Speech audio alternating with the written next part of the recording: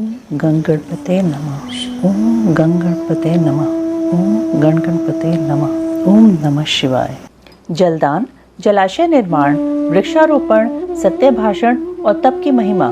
सनत कुमार जी कहते हैं, व्यास जी, जलदान सबसे श्रेष्ठ है। वह सब दानों में सदा उत्तम है, क्योंकि जल सभी जीव समुदाय को तृप्त करने वाला जीवन कहा गया है। इसलिए बड़े स्नेह के साथ अनिवार्य रूप से प्रपादान करना चाहिए। जलाशय का निर्माण इस लोक और परलोक में भी महान आनंद की प्राप्ति कराने वाला होता है। यह सत्य है, इसमें संशय नहीं है। इसलिए मनुष्य को चाहिए कि वह कुआं, बावड़ी और तालाब बनवाए। कुएं में जब पानी निकल जाता है तब वह पापी पुरुष के पाप कर्म का आधा भाग हर लेता है तथा सत्कर्म में लगे हुए मनुष्य के सदा समस्त पापों को हर लेता है। जिसके खुदवाए हुए जलाशय में गौ, ब्राह्मण तथा साधु पुरुष सदा पानी पीते हैं, वह अपने सारे वंश का उद्धार कर देता है। जिसके जलाशय में गर्मी के मौसम में भी अनिवार्य रूप से पानी टिका रहता है, वह कभी दुर्गम एवं विषम संकटों को नहीं प्राप्त होता। जिसके पोखरे में केवल वर्षा ऋतु में जल ठहरता है, उसे प्रतिदिन अग्निहोत्र करने का फल मिलता है। ऐसा ब्रह्मा जी का कथन है। जिसके तड़ाग में शरत काल तक जल ठहरता है, उसे सहस्त्र गोदान का फल मिलता है, इसमें संशय नहीं है। जिसके तालाब में हेमंत और शिशिर ऋतु तक पानी मौजूद रहता है, वह बहुत से सुवर्ण मुद्राओं की दक्षिणा से युक्त यज्ञ का फल पाता है। जिसके सरोवर में वसंत और ग्रीष्म काल तक पानी बना रहता है, उसे अतिरात्र और अश्वमेध यज्ञों का फल मिलता है। ऐसा मनीषी महात्माओं का कथन है। मुनिवर व्यास, जीवों को तृप्त प्रदान करने वाले जलाशय के उत्तम फल का वर्णन किया गया। अब वृक्ष लगाने में जो गुण हैं, उनका वर्णन सुनो। जो वीरान एवं दुर्गम स्थानों में वृक्ष लगाता है, वह अपनी बीती तथा आने वाली संपूर्ण पीढ़ियों को उतार देता है। इसलिए वृक्ष अवश्य लगाना चाहिए। ये वृक्ष लगाने वाले के पुत्र होते हैं, इसमें संशय नहीं है। वृक्ष लगाने वाला पुरुष परलोक में जाने पर अक्षय लोकों को पाता है। पोखरा खुदाने वाला, वृक्ष लगाने वाला और यज्ञ कराने वाला जो द्विज है, वह तथा दूसरे सत्यवादी पुरुष ये स्वर्ग से कभी नीचे नहीं गिरते। सत्य ही परब्रह्म है, सत्य ही परम तप है, सत्य ही श्रेष्ठ यज्ञ है और सत्य ही उत्कृष्ट शास्त्र ज्ञान है। सोए हुए पुरुषों में सत्य ही जागता है, सत्य ही परम पद है। सत्य से ही पृथ्वी टिकी हुई है और सत्य में ही सब कुछ प्रतिष्ठित है। तप, यज्ञ, पुण्य, देवता, ऋषि और पितरों का पूजन, जल और विद्या, ये सब सत्य पर ही अवलंबित हैं। सबका आधार सत्य ही है। सत्य ही यज्ञ, तप, दान, मंत्र, सरस्वती देवी तथा ब्रह्मचर्य है। ओमकार भी सत्य रूप ही है। सत्य से ही वायु चलती है, सत्य से ही सूर्य तपता है, सत्य से ही आग जलाती है और सत्य से ही स्वर्ग टिका हुआ है। लोक में संपूर्ण वेदों का पालन तथा संपूर्ण तीर्थों का स्नान केवल सत्य से सुलभ हो जाता है। सत्य से सब कुछ प्राप्त होता है, इसमें संशय नहीं है। एक सहस्त्र अश्वमेध और लाखों यज्ञ एक ओर तराजू पर रखे जाएं और दूसरी ओर सत्य हो तो सत्य का ही पलड़ा भारी होगा। देवता, पितर, मनुष्य, नाग, राक्षस तथा चराचर प्राणियों सहित समस्त लोग सत्य से ही प्रसन्न होते हैं। सत्य को परम धर्म कहा गया है, सत्य को ही परम पद बताया गया है और सत्य को ही परब्रह्म परमात्मा कहते हैं। इसलिए सदा सत्य बोलना चाहिए। सत्यपरायण मुनि अत्यंत दुष्कर तप करके स्वर्ग को प्राप्त हुए हैं तथा सत्य धर्म में अनुरक्त रहने वाले सिद्ध पुरुष भी सत्य से ही स्वर्ग के निवासी हुए हैं। अतः सदा सत्य बोलना चाहिए। सत्य से बढ़कर दूसरा कोई धर्म नहीं है। सत्य रूपी तीर्थ अगाध, विशाल, सिद्ध एवं पवित्र जलाशय है। उसमें योग युक्त होकर मन के द्वारा स्नान करना चाहिए। सत्य को परम पद कहा गया है। जो मनुष्य अपने लिए, दूसरे के लिए अथवा अपने बेटे के लिए भी झूठ नहीं बोलते, वे ही स्वर्गगामी होते हैं। वेद, यज्ञ तथा मंत्र ये ब्राह्मणों में सदा निवास करते हैं, परंतु असत्यवादी ब्राह्मणों में इनकी प्रतीति नहीं होती। अतः सदा सत्य बोलना चाहिए। तदंतर तप की बड़ी भारी महिमा बताते हुए सनत कुमार जी ने कहा, मुने, संसार में ऐसा कोई सुख नहीं है जो तपस्या के बिना सुलभ होता है। तप से ही सारा सुख मिलता है। इस बात को वेद वेत्ता पुरुष जानते हैं। ज्ञान, विज्ञान, आरोग्य, सुंदर रूप, सौभाग्य तथा शाश्वत सुख तप से ही प्राप्त होते हैं।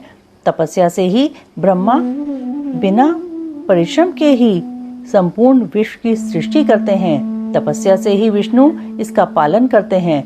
तपस्या के बल से ही रुद्रदेव संहार करते हैं तथा तप के प्रभाव से ही शेष अशेष भूमंडल को धारण करते हैं।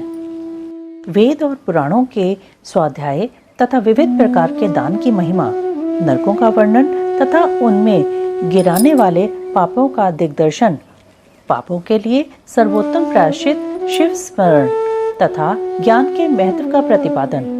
सनत कुमार जी कहते हैं, मुने, जो वन में जंगली फल मूल खाकर तप करता है और जो वेद की एक ऋचा का स्वाध्याय करता है, इन दोनों का फल समान है। श्रेष्ठ द्विज वेदाध्ययन से जिस पुण्य को पाता है, उससे दूना फल वह उस वेद को पढ़ाने से पाता है। मुने, जैसा चंद्रमा और सूर्य के बिना जगत में अंधकार छा जाता है, उसी प्रकार पुराण के बिना ज्ञान का आलोक नहीं रह जाता है। अज्ञान का अंधकार छाया रहता है। इसलिए सदा पुराण का अध्ययन करना चाहिए। अज्ञान के कारण नरक में पड़कर सदा संतप्त होने वाले लोग को जो शास्त्र का ज्ञान देकर समझाता है, वह पुराण वक्ता अपनी इसी महत्ता के कारण सदा पूजनीय है। जो साधु पुरुष पुराण वक्ता विद्वान को दान का पात्र समझकर बड़ी प्रसन्नता के साथ उसे उत्तमोत्तम वस्तुएं देता है, वह परम गति को प्राप्त होता है। जो सुपात्र ब्राह्मण को भूमि, गौ, रथ, हाथी और सुंदर घोड़े देता है, उसके पुण्य फल का वर्णन सुनो। वह इस जन्म में और परलोक में भी संपूर्ण अक्षय मनोरथों को पा लेता है तथा अश्वमेध यज्ञ के फल का भी भागी होता है। मुनीश्वर, जो पुरुष भगवान शिव की कथा सुनता है, वह कर्मों के विशाल वन को जलाकर संसार से तर जाता है। जो 2 घड़ी, 1 घड़ी अथवा 1 क्षण भी भक्ति भाव से भगवान शिव की कथा सुनते हैं, उनकी कभी दुर्गति नहीं होती। मुने, संपूर्ण दानों अथवा संपूर्ण यज्ञों में जो पुण्य होता है, वही फल शिव पुराण सुनने से अविचल रूप में प्राप्त हो जाता है। व्यास जी, विशेषतः कलयुग में पुराण श्रवण के सिवा मनुष्यों के लिए दूसरा कोई श्रेष्ठ धर्म नहीं है। वही उनके लिए मोक्ष एवं ध्यान रूपी फल देने वाला बताया गया है। शिव पुराण का श्रवण और शिव नाम का कीर्तन मनुष्यों के लिए कल्प वृक्ष का रमणीय फल है, इसमें संशय नहीं है। यज्ञ, दान, तप और तीर्थ सेवन से जो फल मिलता है, उसी को मनुष्य पुराणों के श्रवण मात्र से पा लेता है। प्रतिदिन सुपात्र लोगों को बड़े बड़े दान देने चाहिए। वे दान दाता के उद्धारक होते हैं। विप्रवर, सुवर्ण दान, गोदान और भूमि दान ये पवित्र दान हैं, जो दाता को तो तारते ही हैं, लेने वाले का भी उद्धार कर देते हैं। सुवर्ण दान, गोदान और पृथ्वी दान, इन श्रेष्ठ दानों को करके मनुष्य सब पापों से मुक्त हो जाता है। तुला दान की बड़ी प्रशंसा की गई है। गौ और पृथ्वी के दान भी प्रशस्त एवं समान शक्ति वाले हैं, परंतु सरस्वती का दान इन सबसे अधिक उत्तम है। नित्य दुही जाने वाली गाय, छाता, वस्त्र, जूता तथा अन्न और जल, ये सब वस्तुएं याचकों को देनी चाहिए। ब्राह्मणों को तथा अपीड़ित याचकों को जो संकल्प पूर्वक धनादि वस्तुओं का दान किया जाता है, उससे दाता मनस्वी होता है। लोक में जो जो अत्यंत अभीष्ट और प्रिय हैं, वह यदि घर में हो तो उसे अक्षय बनाने की इच्छा वाले पुरुष को, गुणवान पुरुष को दान करना चाहिए। तुला पुरुष का दान सब दानों में उत्तम है। जो अपने लिए कल्याण चाहे, उसे तराजू पर बैठना और अपने शरीर से तौली गई वस्तु का दान करना चाहिए। दिन में, रात में, दोनों संध्याओं के समय, दोपहर में, आधी रात में, समय तथा भूत, वर्तमान और भविष्य तीनों कालों में मन, वाणी और शरीर द्वारा किए गए सारे पापों को तुला पुरुष का दान दूर कर देता है। इसके बाद ब्राह्मण दान का महात्म्य एवं ब्रह्मांड का वर्णन करके सनत कुमार जी ने कहा, मुनिवरों में श्रेष्ठ व्यास, पाताल लोक से ऊपर जो नरक हैं, उनका वर्णन मुझसे सुनो। पापी पुरुष उन्हीं में यातनाएं भोगते हैं। रौरव, शूकर, रोध, ताल, विवसन या विषजन, महाज्वाल, तप्तकुंभ, लवण, विलोहित, पी बहाने वाली वैतरणी, कृमि या कृमीश, कृमि भोजन, कृष्ण, असी पत्रवन, दारुण लालाभक्ष, पुयवह, पाप, वहीन ज्वाल, अंधशिरा, संदंश, कालसूत्र, तमस, अविची, रोधन, श्वभोजन, अप्रतिष्ठित, महारौरव और शालमली इत्यादि बहुत से दुखदायक नरक वहाँ हैं। व्यास जी, उनमें जो पाप कर्म परायण पुरुष पकाए जाते हैं उनका क्रमशः वर्णन करता हूँ, सावधान होकर सुनो। जो मनुष्य ब्राह्मणों, देवताओं तथा गौओं के लिए हितकर कार्यों के सिवा अन्य किसी कार्य के लिए झूठी गवाही देता है अथवा सदा झूठ बोलता है, वह रौरव नरक में जाता है। जो भ्रूण की हत्या और सुवर्ण की चोरी करने वाला, गाय को कटघरे में बंद करने वाला, विश्वासघाती, शराबी, भ्रम हत्यारा, दूसरों के द्रव्य का अपहरण करने वाला तथा इन सब का संगी है, वह मरने पर तप्तकुंभ नामक नरक में जाता है। गुरु के वध से भी इसी नरक की प्राप्ति होती है। बहन, माता, गौ तथा पुत्री का वध करने से भी तप्तकुंभ में ही गिरना पड़ता है। साध्वी स्त्री को बेचने वाला, अधिक ब्याज लेने वाला, केश विक्रय करने वाला तथा अपने भक्त को त्यागने वाला, ये सब पापी तप्तलोह नामक नरक में पकाए जाते हैं। जो नराधम गुरुजनों का अपमान करने वाला तथा उनके प्रति दुर्वचन बोलने वाला है और जो वेद की निंदा करने वाला, वेद बेचने वाला तथा अगम्य स्त्री से संभोग करने वाला है, वे सब के सब लवण नामक नरक में जाते हैं। चोर विलोहित नामक नरक में गिरता है। मर्यादा को दूषित करने वाले पुरुष की भी ऐसी ही गति होती है। जो पुरुष देवता, ब्राह्मण और पितृगण से द्वेष करने वाला है तथा जो रत्न को दूषित करता है, वह कृमिभक्ष नामक नरक में पड़ता है। जो दूषित यज्ञ करता है वह क्रमीश नामक नरक में पड़ता है। जो नराधम पितृगण, देवगण और अतिथियों को छोड़कर भोजन कर लेता है, वह उग्र लालाभक्ष नरक में गिरता है। जो शस्त्र समूहों का निर्माण करता है वह भी उसी में जाता है। जो द्विज त्यज से सेवा लेता है, असत दान ग्रहण करता है, यज्ञ के अनधिकारियों से यज्ञ कराता है और अभक्ष्य भक्षण करता है, ये सब के सब रुधिरोग नामक नरक में गिरते हैं। जो सोमरस को बेचने वाले हैं उनकी भी यही गति होती है। यज्ञ और ग्राम को नष्ट करने वाला घोर वैतरणी नदी में पड़ता है। जो नई जवानी से मतवाले हो धर्म की मर्यादा को तोड़ते हैं, अपवित्र आचार विचार से रहते हैं और छल कपट से जीविका चलाते हैं, वे कृत्य नामक नरक में जाते हैं। जो अकारण ही वृक्षों को काटता है वह असी पत्रवन नामक नरक में जाता है। भेड़ों को बेचकर जीविका चलाने वाले तथा पशुओं की हिंसा करने वाले कसाई वहीन ज्वाल नामक नरक में गिरते हैं।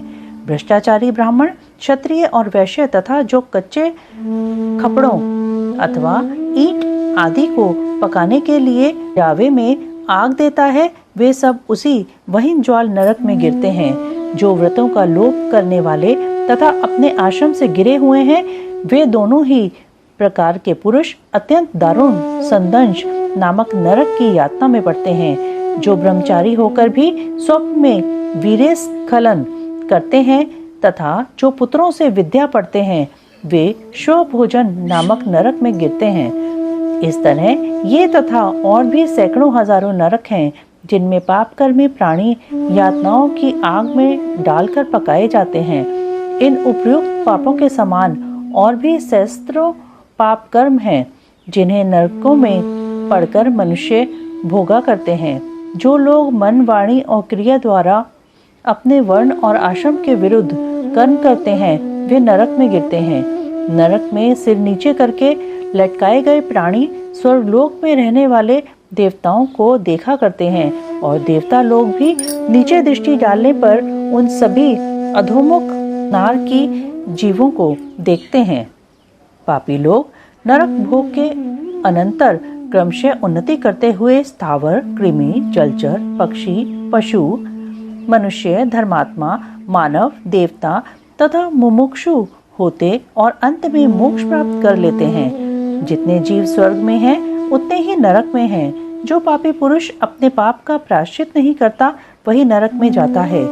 काली नंदन स्वयंभू मनु ने महान पापों के लिए महान और लघु पापों के लिए लघु प्रायश्चित बताए हैं। उन अशेष पाप कर्मों के लिए जो जो प्रायश्चित संबंधी कर्म बताए गए हैं, उन सब में भगवान शंकर का स्मरण ही सर्वश्रेष्ठ प्रायश्चित है।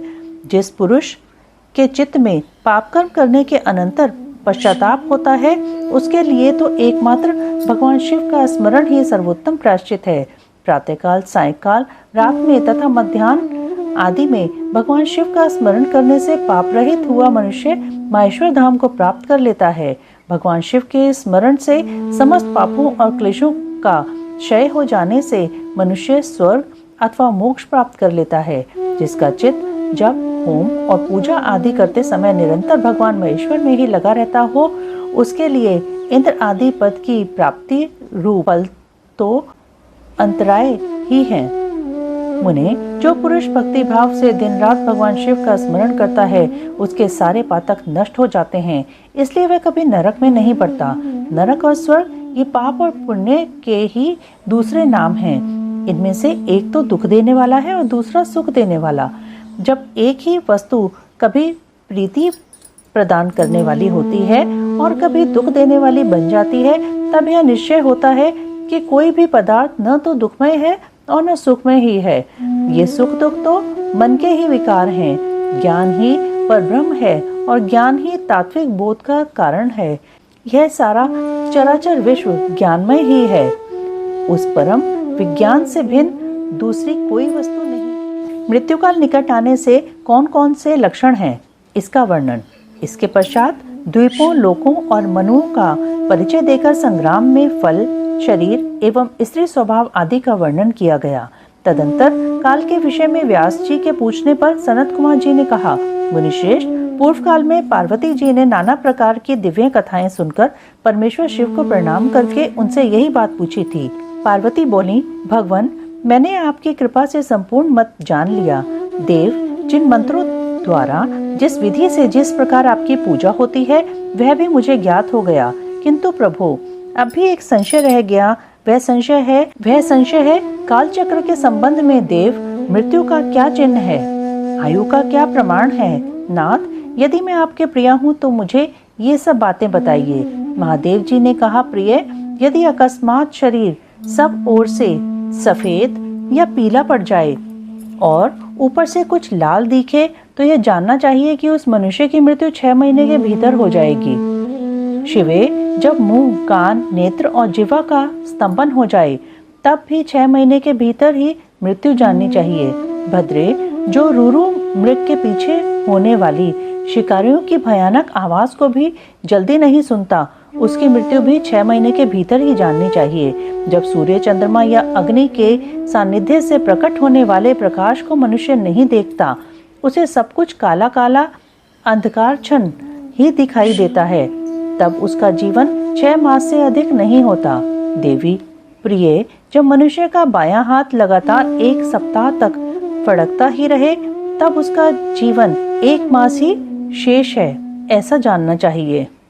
इसमें संशय नहीं है। जब सारे अंगों में अंगड़ाई आने लगे और तालू सूख जाए, तब वह मनुष्य 1 मास तक ही जीवित रहता है, इसमें संशय नहीं है।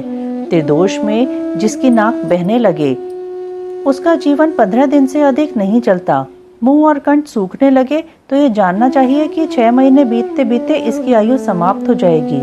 भामिनी, जिसकी जीभ फूल जाए और दांतों से मवाद निकलने लगे, उसकी भी 6 महीने के भीतर मृत्यु ही हो जाती है। इन चिन्हों से मृत्यु काल को समझना चाहिए। सुंदरी, जल, तेल, घी तथा दर्पण में भी जब अपनी परछाई न दिखाई दे या विकृत दिखाई दे, तब काल चक्र के ज्ञाता पुरुष को यह जान लेना चाहिए कि उसकी भी आयु 6 मास से अधिक शेष नहीं है। देवेश्वरी, अब दूसरी बात सुनो, जिससे मृत्यु का ज्ञान होता है। जब अपनी छाया को सिर से रहित देखे अथवा अपने को छाया से रहित पाए, तब वह मनुष्य 1 मास भी जीवित नहीं रहता। पार्वती, ये मैंने अंगों में प्रकट होने वाले मृत्यु के लक्षण बताए हैं। भद्रे, अब बाहर प्रकट होने वाले लक्षणों का वर्णन करता हूँ, सुनो। देवी, जब चंद्रमंडल या सूर्यमंडल प्रभाहीन एवं लाल दिखाई दे, तब आधे मास में ही मनुष्य की मृत्यु हो जाती है। अरुंधति, महायान, चंद्रमा, इन्हें जो न देख सके अथवा जिसे ताराओं का दर्शन न हो, ऐसा पुरुष 1 मास तक जीवित रहता है। यदि ग्रहों का दर्शन होने पर भी दिशाओं का ज्ञान न हो, मन पर मूर्छा छाई रहे, तो 6 महीने में निश्चय ही मृत्यु हो जाती है। यदि उतथ्य नामक तारा का, ध्रुव का अथवा सूर्यमंडल का भी दर्शन न हो सके, रात में इंद्रधनुष और मध्याह्न में उल्कापात होता दिखाई दे तथा गीद और कौवे घेरे रहें, तो उस मनुष्य की आयु 6 महीने से अधिक की नहीं है। यदि आकाश में सप्तऋषि तथा स्वर्ग मार्ग न दिखाई दे, तो कालज्ञ पुरुषों को उस पुरुष की आयु 6 मास ही शेष समझनी चाहिए। जो अकस्मात सूर्य और चंद्रमा को राहु से ग्रस्त देखता है और संपूर्ण दिशाएं जिसे घूमती दिखाई देती हैं, वह अवश्य ही 6 महीने में मर जाता है। यदि अकस्मात नीली मक्खियां आकर पुरुष को घेर लें, तो वास्तव में उसकी मृत्यु 1 मास ही शेष जाननी चाहिए। यदि गीद, कौवा अथवा कबूतर सिर पर चढ़ जाए, तो वह पुरुष शीघ्र ही 1 मास के भीतर ही मर जाता है, इसमें संशय नहीं है। काल को जीतने का उपाय। नवधा शब्दब्रह्म एवं तुंकार के अनुसंधान और उससे प्राप्त होने वाली सिद्धियों का वर्णन। देवी पार्वती ने कहा, प्रभो, काल से आकाश का भी नाश होता है। वह भयंकर काल बड़ा विकराल है। वह स्वर्ग का भी एकमात्र स्वामी है। आपने उसे दग्ध कर दिया था, परंतु अनेक प्रकार के स्तोत्रों द्वारा जब उसने आपकी स्तुति की, तब आप फिर संतुष्ट हो गए और वह काल पुनः अपनी प्रकृति को प्राप्त हुआ, पूर्णतः स्वस्थ हो गया। आपने उससे बातचीत में कहा, काल, तुम सर्वत्र विचरोगे, किंतु लोग तुम्हें देख नहीं सकेंगे। आप प्रभु की कृपा दृष्टि होने और वर मिलने से वह काल जी उठा तथा उसका प्रभाव बहुत बढ़ गया। अतः महेश्वर, क्या यहाँ ऐसा कोई साधन है जिससे उस काल को नष्ट किया जा सके? यदि हो तो मुझे बताइए, क्योंकि आप योगियों में शिरोमणि और स्वतंत्र प्रभु हैं। आप परोपकार के लिए ही शरीर धारण करते हैं। शिव बोले, देवी, श्रेष्ठ देवता, दैत्य, यक्ष, राक्षस, नाग और मनुष्य, किसी के द्वारा भी काल का नाश नहीं किया जा सकता, परंतु जो ध्यानपरायण योगी हैं, वे शरीरधारी होने पर भी सुखपूर्वक काल को नष्ट कर देते हैं। वरारोहे, यह 5 भौतिक शरीर सदा उन भूतों के गुणों से युक्त ही उत्पन्न होता है और उन्हीं में इसका लय होता है। मिट्टी की देह मिट्टी में ही मिल जाती है और आकाश से वायु उत्पन्न होती है। वायु से तेजस तत्व प्रकट होता है। तेज से जल का प्राकाट्य बताया गया है और जल से पृथ्वी का आविर्भाव होता है। पृथ्वी आदि भूत क्रमशः अपने कारण में लीन होते हैं। पृथ्वी के 5, जल के 4, तेज के 3 और वायु के 2 गुण होते हैं। आकाश का एकमात्र शब्द ही गुण है। पृथ्वी आदि में जो गुण बताए गए हैं, उनके नाम इस प्रकार हैं: शब्द, स्पर्श, रूप, रस और गंध। जब भूत अपने गुण को त्याग देता है, तब नष्ट हो जाता है, और जब गुण को ग्रहण करता है, तब उसका प्रादुर्भाव हुआ बताया जाता है। देवेश्वरी, इस प्रकार तुम 5 भूतों के यथार्थ स्वरूप को समझो। देवी, इस कारण काल को जीतने की इच्छा वाले योगी को चाहिए कि वे प्रतिदिन प्रयत्नपूर्वक अपने अपने काल में उसके अंशभूत गुणों का चिंतन करे। योगवेत्ता पुरुष को चाहिए कि सुखद आसन पर बैठकर विशुद्ध श्वास द्वारा योगाभ्यास करे। रात में जब सब लोग सो जाएं, उस समय दीपक बुझाकर अंधकार में योग धारण करे। तर्जनी उंगली से दोनों कानों को बंद करके 2 घड़ी तक दबाए। उस अवस्था में अग्नि प्रेरित शब्द सुनाई देता है। इससे संध्या के बाद का खाया हुआ अन्न क्षण भर में पच जाता है और संपूर्ण रोगों तथा ज्वर आदि बहुत से उपद्रवों का शीघ्र नाश कर देता है। जो साधक प्रतिदिन इस प्रकार 2 घड़ी तक शब्द ब्रह्म का साक्षात्कार करता है, वह मृत्यु तथा काम को जीतकर इस जगत में विचरता है और सर्वज्ञ एवं समदर्शी होकर संपूर्ण सिद्धियों को प्राप्त कर लेता है। जैसे आकाश में वर्षा से युक्त बादल गरजता है, उसी प्रकार उस शब्द को सुनकर योगी तत्काल संसार बंधन से मुक्त हो जाता है। तदंतर योगियों द्वारा प्रतिदिन चिंतन किया जाता हुआ वह शब्द क्रमशः सूक्ष्म से सूक्ष्मतर हो जाता है। देवी, इस प्रकार मैंने तुम्हें शब्द ब्रह्म के चिंतन का क्रम बताया है। जैसे धान चाहने वाला पुरुष पुआल को छोड़ देता है, उसी तरह मोक्ष की इच्छा वाला योगी सारे बंधनों को त्याग देता है। इस शब्द ब्रह्म को पाकर भी जो दूसरी वस्तु की अभिलाषा करते हैं, वे मुक्के से आकाश को मारते और भूख प्यास की कामना करते हैं। यह शब्द ब्रह्म ही सुखद मोक्ष का कारण, बाहर भीतर के भेद से रहित, अविनाशी और समस्त उपाधियों से रहित पर ब्रह्म है। इसे जानकर मनुष्य मुक्त हो जाते हैं। जो लोग कालपाश से मोहित हो शब्द ब्रह्म को नहीं जानते, वे पापी और कुबुद्धि मनुष्य मौत के फंदे में फंसे रहते हैं। मनुष्य तभी तक संसार में जन्म लेते हैं जब तक सबके आश्रयभूत परम शिवाय काल या मृत्यु को जीतकर अमृत प्राप्त करने की 4 यौगिक साधनाएं: प्राणायाम, भ्रू मध्य में अग्नि का ध्यान, मुख से वायुपान तथा मुड़ी हुई जिह्वा द्वारा गले की घाटी का स्पर्श। पार्वती बोली, प्रभु, यदि आप प्रसन्न हैं तो योगाकाश जनित वायुपद को जिस प्रकार प्राप्त होता है वह सब मुझे बताइए। भगवान शिव ने कहा, सुंदरी, पहले मैंने योगियों के हित की कामना से सब कुछ बताया है, जिसके अनुसार योगियों ने काल पर विजय प्राप्त की थी। योगी जिस प्रकार वायु का स्वरूप धारण करता है, उसके विषय में भी कहा गया है। इसलिए योग शक्ति के द्वारा मृत्यु दिवस को जानकर प्राणायाम में तत्पर हो जाए। ऐसा करने पर आधे मास में ही वह आए हुए काल को जीत लेता है। हृदय में स्थित हुई प्राणवायु सदा अग्नि को उद्दीप्त करने वाली है। उसे अग्नि का सहायक बताया गया है।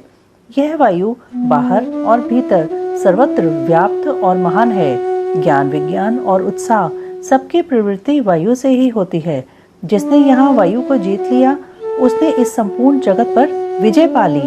साधक को चाहिए कि वह जरा और मृत्यु को जीतने की इच्छा से सदा धारणा में स्थित रहे, क्योंकि योग परायण योगी को भलीभांति धारणा और ध्यान में तत्पर रहना चाहिए।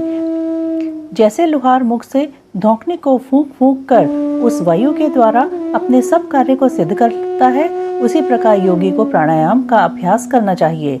प्राणायाम के समय जिनका ध्यान किया जाता है, वे आराध्य देव परमेश्वर सहस्त्रों मस्तक, नेत्र, पैर और हाथों से युक्त हैं तथा समस्त ग्रंथियों को आवृत करके उनसे भी 10 अंगुल आगे स्थित हैं। आदि में व्याहृति और अंत में शिरो मंत्र सहित गायत्री का 3 बार जप करे और प्राणवायु को रोके रहे। प्राणों के इस आयाम का नाम प्राणायाम है। चंद्रमा और सूर्य आदि ग्रह जा जाकर लौट आते हैं, परंतु प्राणायाम पूर्वक ध्यान परायण योगी जाने पर आज तक नहीं लौटे हैं। जो द्विज 100 वर्षों तक तपस्या करके कुशों के अग्रभाग से एक बूंद जल पीता है, वह जिस फल को पाता है वही ब्राह्मण को एकमात्र धारणा अथवा प्राणायाम के द्वारा मिल जाता है। जो द्विज सवेरे उठकर एक प्राणायाम करता है, वह अपने संपूर्ण पाप को शीघ्र ही नष्ट कर देता है और ब्रह्मलोक को जाता है। जो आलस्य रहित हो सदा एकांत में प्राणायाम करता है, वह जरा और मृत्यु को जीतकर वायु के समान गतिशील हो आकाश में विचरता है। वह सिद्धों के स्वरूप कांति, मेधा, पराक्रम और शौर्य को प्राप्त कर लेता है। उसकी गति वायु के समान हो जाती है तथा उसे स्मरणीय, सौख्य एवं परम सुख की प्राप्ति होती है। देवेश्वरी, योगी जिस प्रकार वायु से सिद्धि प्राप्त करता है, वह सब विधान मैंने बता दिया। अब तेज से जिस तरह वह सिद्धि लाभ करता है, उसे भी बता रहा हूँ। जहाँ दूसरे लोगों की बातचीत का कोलाहल न पहुँचता हो, ऐसे शांत एकांत स्थान में अपने सुखद आसन पर बैठकर चंद्रमा और सूर्य की कांति से प्रकाशित मध्यवर्ती देश भ्रू मध्य भाग में जो अग्नि का तेज अव्यक्त रूप से प्रकाशित होता है, उसे आलस्य रहित योगी दीपक रहित अंधकारपूर्ण स्थान में चिंतन करने पर निश्चय ही देख सकता है। इसमें संशय नहीं है। योगी हाथ की अंगुलियों से यत्नपूर्वक दोनों नेत्रों को कुछ कुछ दबाए रखे और उनके तारों को देखता हुआ एकाग्रचित से आधे मुहूर्त तक उन्हीं का चिंतन करे। तदंतर अंधकार में भी ध्यान करने पर वह उस ईश्वरीय ज्योति को देख सकता है। वह ज्योति सफेद, लाल, पीली, काली तथा इंद्रधनुष के समान रंग वाली होती है। बाहों के बीच में ललाटवर्ती बाल सूर्य के समान तेज वाले उन अग्निदेव का साक्षात्कार करके योगी इच्छानुसार रूप धारण करने वाला हो जाता है तथा मनोवांछित शरीर धारण करके क्रीड़ा करता है।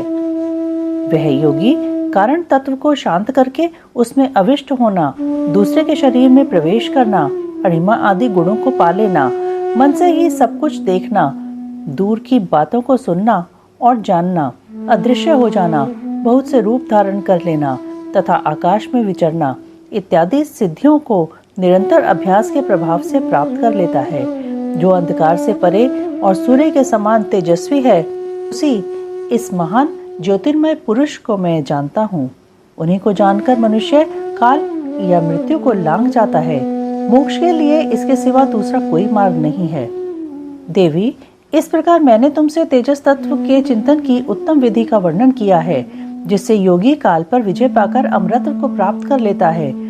देवी, अब पुनः दूसरा श्रेष्ठ उपाय बताता हूँ, जिससे मनुष्य की मृत्यु नहीं होती। देवी, ध्यान करने वाले योगियों की चौथी गति साधना बताई जाती है।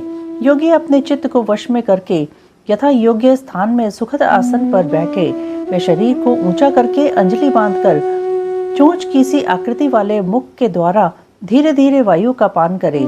ऐसा करने से क्षणभर में तालू के भीतर स्थित जीवनदायी जल की बूंदें टपकने लगती हैं। उन बूंदों को वायु के द्वारा लेकर सूंघे। वह शीतल जल अमृत स्वरूप है। जो योगी उसे प्रतिदिन पीता है, वह कभी मृत्यु के अधीन नहीं होता। उसे भूख प्यास नहीं लगती। उसका शरीर दिव्य और तेज महान हो जाता है। वह बल में हाथी और वेग में घोड़े की समानता करता है। उसकी दृष्टि गरुड़ के समान तेज हो जाती है और उसे दूर की भी बातें सुनाई देने लगती हैं। उसके केश काले काले और घुंघराले हो जाते हैं तथा अंग कांति गंधर्व एवं विद्याधरों की समानता करती है। अंग कांति गंधर्व एवं विद्याधरों की समानता करती है। वह मनुष्य देवताओं के वर्ष से 100 वर्षों तक जीवित रहता है तथा अपनी उत्तम बुद्धि के द्वारा बृहस्पति के तुल्य हो जाता है। इसमें इच्छा अनुसार विचरने की शक्ति आ जाती है और वह सदा ही सुखी रहकर आकाश में विचरण की शक्ति प्राप्त कर लेता है। वरानन ने अब मृत्यु पर विजय पाने की पुनः दूसरी विधि बता रहा हूँ, जिसे देवताओं ने भी प्रयत्नपूर्वक छिपा रखा है। तुम उसे सुनो। योगी पुरुष अपनी जिह्वा को मोड़कर तालू में लगाने का प्रयत्न करे। कुछ काल तक ऐसा करने से वह क्रमशः लंबी होकर गले की घाटी तक पहुंच जाती है। तदंतर जब जिह्वा से गले की घाटी सटती है, तब शीतल सुधा का स्त्राव करती है। उस सुधा को जो योगी सदा पीता है, वह अमृत को प्राप्त होता है। भगवती उमा के कालिका अवतार की कथा समाधि और सूरत के समक्ष मेधा का देवी की कृपा से मधुकैटभ के वध का प्रसंग सुनाना। इसके अनंतर छाया पुरुष सर, कश्यप वंश, मनवंतर, मनुवंश, सत्यव्रतादि वंश, पितृकल्प तथा व्यासोत्पत्ति आदि का वर्णन सुनने के पश्चात मुनियों ने सूत जी से कहा, ब्रह्मवेताओं में श्रेष्ठ सूत जी, हमने आपके मुख से भगवान शिव की अनेक इतिहासों से युक्त रमणीय कथा सुनी, जो उनके नाना अवतारों से संबंध रखती है तथा मनुष्यों को भोग और मोक्ष प्रदान करने वाली है। अब हम आपसे जगजननी भगवती उमा का मनोहर चरित्र सुनना चाहते हैं। परब्रह्म परमात्मा महेश्वर की जो आद्या सनातनी शक्ति हैं, वे उमा नाम से विख्यात हैं। वे ही त्रिलोकी को उत्पन्न करने वाली पराशक्ति हैं। महामते, दक्ष कन्या सती और हिमवान की पुत्री पार्वती, ये उमा के 2 अवतार हमने सुने। सूत जी, आप उनके दूसरे अवतारों का वर्णन कीजिए। लक्ष्मी जननी जगदम्बा उमा के गुणों को सुनने से कौन बुद्धिमान पुरुष विरत हो सकता है? ज्ञानी पुरुष भी कभी उनके कथा श्रवण के शुभ अवसर को नहीं छोड़ते। सूत जी ने कहा, महात्माओं, तुम लोग धन्य हो और सर्वदा कृतकृत्य हो, क्योंकि परा अम्बा उमा के महान चरित्र के विषय में पूछ रहे हो। जो इस कथा को सुनते, पूछते और बाँचते हैं, उनके चरण कमलों की धूलि को ही ऋषियों ने तीर्थ माना है। जिनका चित्त परम संवित स्वरूपा श्री उमा देवी के चिंतन में लीन है, वे पुरुष धन्य हैं, कृतकृत्य हैं। उनकी माता और कुल भी धन्य हैं। जो समस्त कारणों की भी कारण रूपा देवेश्वरी उमा की स्तुति नहीं करते, वे माया के गुणों से मोहित तथा भाग्यहीन हैं। इसमें संशय नहीं है। जो करुणा रस की सिंधु स्वरूपा महादेवी का भजन नहीं करते, वे संसार रूपी घोर अंधकूप में पड़ते हैं। जो देवी उमा को छोड़कर दूसरे देवी देवताओं की शरण लेता है, वह मानो गंगा जी को छोड़कर प्यास बुझाने के लिए मरुस्थल के जलाशय के पास जाता है। जिनके स्मरण मात्र से धर्म आदि चारों पुरुषार्थों की अनायास प्राप्ति होती है, उन देवी उमा की आराधना कौन श्रेष्ठ पुरुष छोड़ सकता है। पूर्व काल में महामना सुरत ने महर्षि मेघा से यही बात पूछी थी। उस समय मेघा ने जो उत्तर दिया, मैं वही बता रहा हूँ, तुम लोग सुनो। पहले सौरोचिष मनवंतर में विरत नाम से प्रसिद्ध एक राजा हो गए हैं। उनके पुत्र सुरत हुए, जो महान बल और पराक्रम से संपन्न थे। वे दान निपुण, सत्यवादी, स्वधर्म कुशल, विद्वान, देवी भक्त, दया सागर तथा प्रजाजनों का भली भांति पालन करने वाले थे। इंद्र के समान तेजस्वी राजा सुरत के पृथ्वी पर शासन करते समय 9 ऐसे राजा हुए जो उनके हाथ से भूमंडल का राज्य छीन लेने के प्रयत्न में लगे थे। उन्होंने भोपाल सुरत की राजधानी कोलापुरी को चारों ओर से घेर लिया। उनके साथ राजा का बड़ा भयानक युद्ध हुआ। उनके शत्रुगण बड़े प्रबल थे, अतः युद्ध में भोपाल सुरत की पराजय हुई।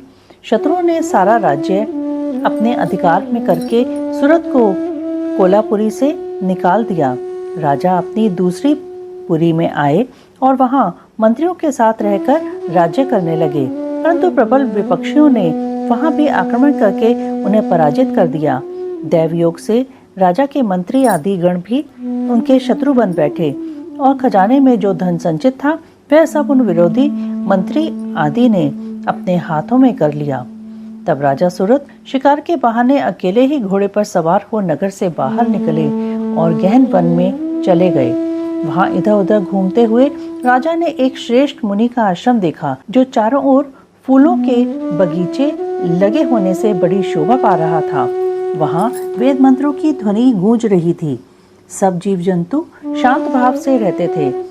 मुनि के शिष्यों, प्रशिष्यों तथा उनके भी शिष्यों ने उस आश्रम को सब ओर से घेर रखा था। महामते, विप्रवर मेघा के प्रभाव से उस आश्रम में महाबली व्याघ्र आदि अल्प शक्ति वाले गौ आदि पशुओं को पीड़ा नहीं देते थे। वहां जाने पर मुनीश्वर मेघा ने मीठे वचन, भोजन और आसन द्वारा उन उत्तम दयालु विद्वान नरेश का आदर सत्कार किया। एक दिन राजा सुरत बहुत ही चिंतित तथा मोह के वशीभूत होकर अनेक प्रकार से विचार कर रहे थे। इतने में ही वहां एक वैश्य आ पहुंचा। राजा ने उससे पूछा, भैया तुम कौन हो और किस लिए यहाँ आए हो? क्या कारण है कि दुखी दिखाई दे रहे हो? यह मुझे बताओ। राजा के मुख से यह मधुर वचन सुनकर वैश्य प्रवर समाधि ने दोनों नेत्रों से आंसू बहाते हुए प्रेम और नम्रता पूर्ण वाणी में इस प्रकार उत्तर दिया। वैश्य बोला, राजन, मैं वैश्य हूँ, मेरा नाम समाधि है। मैं धनी के कुल में उत्पन्न हुआ हूँ, परंतु मेरे पुत्रों और स्त्री आदि ने धन के लोभ से मुझे घर से निकाल दिया है। अतः अपने प्रारब्ध कर्म से दुखी हो मैं वन में चला आया हूँ। करुणा सागर प्रभु, यहाँ आकर मैं पुत्रों, पौत्रों, पत्नी, भाई भतीजे तथा अन्य सुहद्रों का कुशल समाचार नहीं जान पाता। राजा बोले, जिन दुराचारी तथा धन के लोभी पुत्र आदि ने तुम्हें निकाल दिया है, उन्हीं के प्रति मूर्ख जीव की भांति तुम प्रेम क्यों करते हो? वैश्य ने कहा, राजन, आपने उत्तम बात कही है। आपकी वाणी सारगर्भित है, तथापि स्नेह पाश से बंधा हुआ मेरा मन अत्यंत मोह को प्राप्त हो रहा है। इस तरह मोह से व्याकुल हुए वैश्य और राजा दोनों मुनिवर मेघा के पास गए। वैश्य सहित राजा ने हाथ जोड़कर मुनि को प्रणाम किया और इस प्रकार कहा, भगवान, आप हम दोनों के मोह पाश को काट दीजिए। मुझे राज्य लक्ष्मी ने छोड़ दिया और मैंने गहन वन की शरण ली, तथापि राज्य छिन जाने के कारण मुझे संतोष नहीं है। और यह वैश्य है जिसे स्त्री आदि स्वजनों ने घर से निकाल दिया है, तथापि उनकी ओर से इसकी ममता दूर नहीं हो रही है। इसका क्या कारण है, बताइए। समझदार होने पर भी हम दोनों का मन मोह से व्याकुल हो गया। यह तो बड़ी भारी मूर्खता है। ऋषि बोले, राजन, सनातन शक्ति स्वरूपा जगदम्बा महामाया कही गई हैं। वे ही सबके मन को खींचकर मोह में डाल देती हैं। प्रभु, उनकी माया से मोहित होने के कारण ब्रह्मा आदि समस्त देवता भी परम तत्व को नहीं जान पाते। फिर मनुष्यों की तो बात ही क्या है। वे परमेश्वरी ही रज, सत्व और तम, इन तीनों गुणों का आश्रय ले समयानुसार संपूर्ण विश्व की सृष्टि, पालन और संहार करती हैं। नृपश्रेष्ठ, जिसके ऊपर वे इच्छानुसार रूप धारण करने वाली वरदायिनी जगदम्बा प्रसन्न होती हैं, वही मोह के घेरे को लांघ पाता है। राजा ने पूछा, मुने, जो सबको मोहित करती हैं, वे देवी महामाया कौन हैं और किस प्रकार उनका प्रादुर्भाव हुआ है, यह कृपा करके मुझे बताइए। ऋषि बोले, जब सारा जगत एकार्णव के जल में निमग्न था और योगेश्वर भगवान केशव शेष की शैया बिछाकर योग निद्रा का आश्रय ले शयन कर रहे थे, उन्हीं दिनों भगवान विष्णु के कानों के मल से 2 असुर उत्पन्न हुए, जो भूतल पर मधु और कैटभ के नाम से विख्यात हैं। वे दोनों विशालकाय घोर असुर प्रलय काल के सूर्य की भांति तेजस्वी थे। उनके जबड़े बहुत बड़े थे। उनके मुख दाढ़ों के कारण ऐसे विकराल दिखाई देते थे मानो वे संपूर्ण जगत को खा जाने के लिए उद्यत हों। उन दोनों ने भगवान विष्णु की नाभि से प्रकट हुए कमल के ऊपर विराजमान ब्रह्मा को देखकर पूछा, अरे तू कौन है? ऐसा कहते हुए वे उन्हें मार डालने के लिए उद्यत हो गए। ब्रह्मा जी ने देखा ये दोनों दैत्य आक्रमण करना चाहते हैं और भगवान जनार्दन समुद्र के जल में सो रहे हैं। तब उन्होंने परमेश्वरी का स्तवन किया और उनसे प्रार्थना की, अंबिके, तुम इन दोनों दुर्जय असुरों को मोहित करो और अजन्मा भगवान नारायण को जगा दो।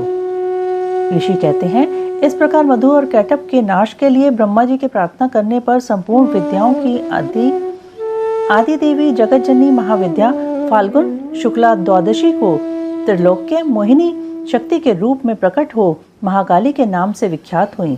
तदंतर आकाशवाणी हुई, कमलासन डरो मत, आज युद्ध में मधु कैटभ को मारकर मैं तुम्हारे कंटक का नाश करूंगी। यूं कहकर वे महामाया श्रीहरि के नेत्र और मुख आदि से निकलकर अव्यक्त जन्मा ब्रह्मा के दृष्टिपथ में आ खड़ी हो गईं। फिर तो देवादिदेव ऋषिकेश जनार्दन जाग उठे। उन्होंने अपने सामने दोनों दैत्य मधु और कैटभ को देखा। उन दैत्यों के साथ अतुल तेजस्वी विष्णु का 5000 वर्षों तक बहु युद्ध हुआ। तब महामाया के प्रभाव से मोहित हुए उन श्रेष्ठ दानवों ने लक्ष्मीपति से कहा, तुम हमसे मनोवांछित वर ग्रहण करो। नारायण बोले, यदि तुम लोग प्रसन्न हो तो मेरे हाथ से मारे जाओ, यही मेरा वर है, इसे दो। मैं तुम दोनों से दूसरा वर नहीं मांगता। ऋषि कहते हैं, उन असुरों ने देखा सारी पृथ्वी एकार्णव के जल में डूबी हुई है। तब वे केशव से बोले, हम दोनों को ऐसी जगह मारो जहां जल से भीगी हुई धरती ना हो। बहुत अच्छा कहकर भगवान विष्णु ने अपना परम तेजस्वी चक्र उठाया और अपनी बाईं जांघ पर उनके मस्तक रखकर काट डाला। राजन, यह कालिका की उत्पत्ति का प्रसंग कहा गया है। महामते, आप महालक्ष्मी के प्रादुर्भाव की कथा सुनो। देवी उमा निर्विकार और निराकार होकर भी देवताओं का दुख दूर करने के लिए युग युग में साकार रूप धारण करके प्रकट होती हैं। उनका शरीर ग्रहण उनकी इच्छा का वैभव कहा गया है। वे लीला से इसलिए प्रकट होती हैं कि भक्तजन उनके गुणों का गान करते रहें।